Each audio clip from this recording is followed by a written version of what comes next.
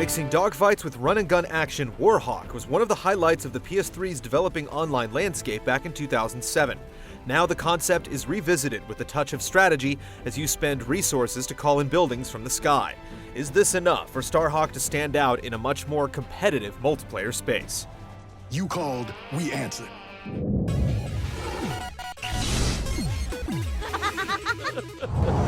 It all started with a spark.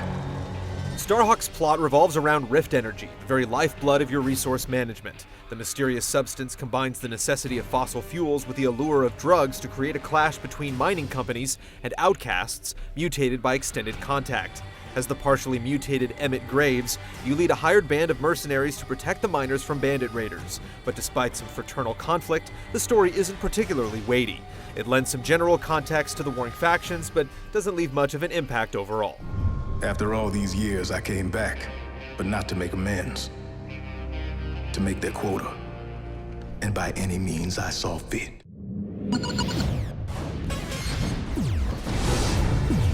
Stay close. Things ain't like they used to be out here. While Starhawk tossed players into the multiplayer deep end, Starhawk gives you a chance to learn the ropes with its single-player campaign.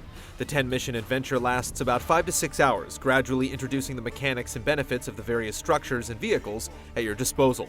The campaign never really shakes the sense that it's an extended tutorial, although the situations in the latter half do ramp up the challenge, emphasizing the value of support systems like outposts and repair arms. The multiplayer is the meat of this affair, taking place across 10 large maps, supporting 32 players with any number of dogfighting hawks, trucks, and other vehicles. There are deathmatch options available, but the new base building mechanics are more suited to capture the flag and zone games, which have teams rushing out to take and defend as much territory as possible. It takes time to learn which defenses work best for each sprawling location, but if you want to refine your tactics, there are options to explore the maps outside of combat. While you can customize the look of your character and vehicles, there's no weapon customization or defined classes. Instead, you can assign a single skill to define your character's role on the battlefield. The Shock Trooper skill, for instance, allows you to respawn faster, while the Squad Leader option lets team members spawn on your location. To unlock each skill, you need to perform specific feats in combat and spend skill points, which are awarded every time you level up.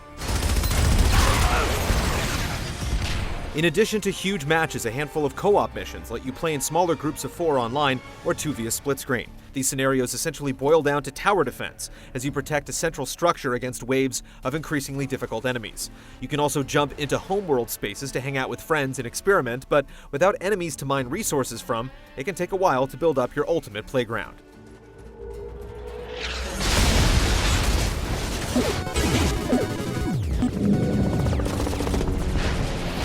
Not bad. You saved our hides. While the single-player and co-op missions are more directed experiences, Starhawk in general is all about fast-paced gunplay, vehicles, and base building.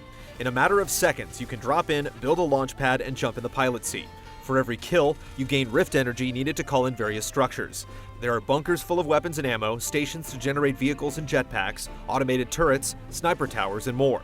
You can drop buildings just about anywhere, but a colored preview tells you whether it'll fit where you want it.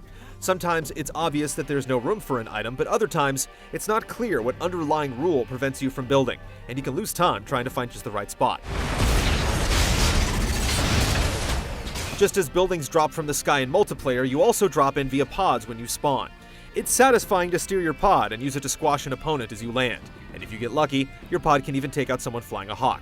Once you're on the ground, a rapid-fire battle rifle serves as your primary weapon, and there are rocket launchers, sniper rifles, and other guns available, but nothing particularly exotic. To keep up with the large environments, sprinting is unlimited, but there's no rolling or quick slides into cover, so reflexes from other shooters can betray you as you try to dodge and find yourself awkwardly crouching instead. Vehicle controls are simple and intuitive, whether you're driving a truck, a bike, or a tank. Taking to the air is just as easy with no punishing learning curve, and the dogfighting feels like a game unto itself with an entirely unique set of weapons and power-ups scattered about the map. Plus, your Hawk can join the ground war at any time, transforming into a walking mech that can smash infantry with a forceful stomp.